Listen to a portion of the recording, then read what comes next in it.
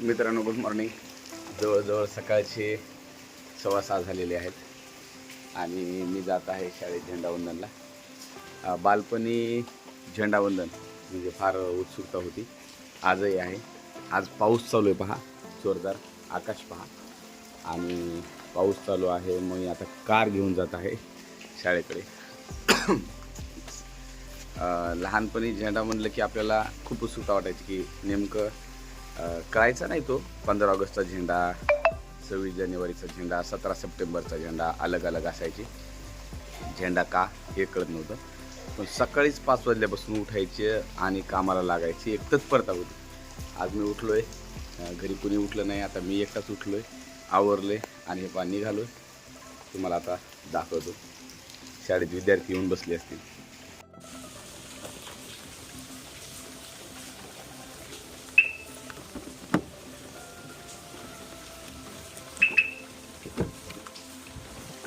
आई बाबा सुद्धा उठले नाहीत.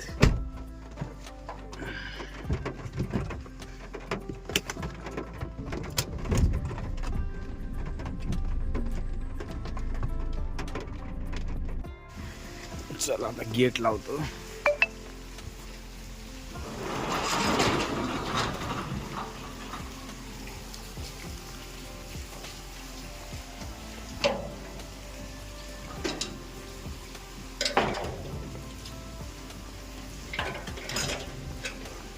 अगदी शाळेमध्ये मी तर म्हणतो वातावरण कसं झालंय, पाऊस सुरू आहे.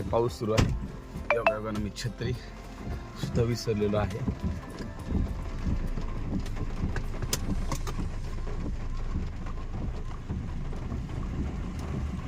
आता छत्री सुद्धा माझी विसरली आहे. पावसाचं वातावरण, परंतु हा पाऊस लेकरांच्या उत्साहाला थांबू शकत नाही. त्यांचा जो उत्साह असतो तो प्रचंड असतो की आम्हाला इतक्या वाजता शाळेत बोलवलंय, तितक्या वाजता शाळेत बोलवलंय. हा जो उत्साह आहे प्रचंड असतो. हा पाऊस त्याला थांबू शकत नाही, लेकरांच्या उत्साहाला. चला ठीक आहे, ओके.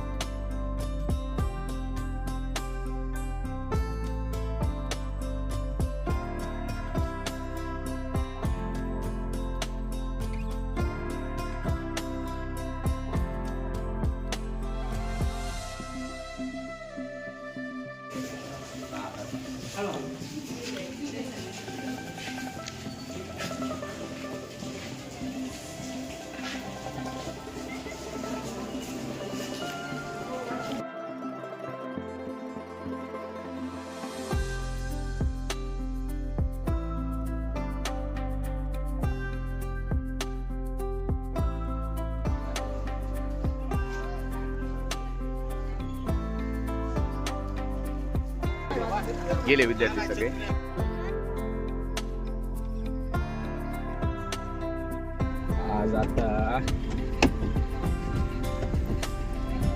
आज बसण्याचा योग आला पवार सरांचा. म्हणजे मला शिकवलेले माझे गुरु आज पवार सरांना बस स्टँडला आता सोडतो आहे. झेंडावरून झाला आमच्या दोघांचंही. ओके चला. तर अशा पद्धतीनं आपला हा दिवस संपलेला आहे. आजचा झेंडावंदनही झालं, सगळेच कामं झाले.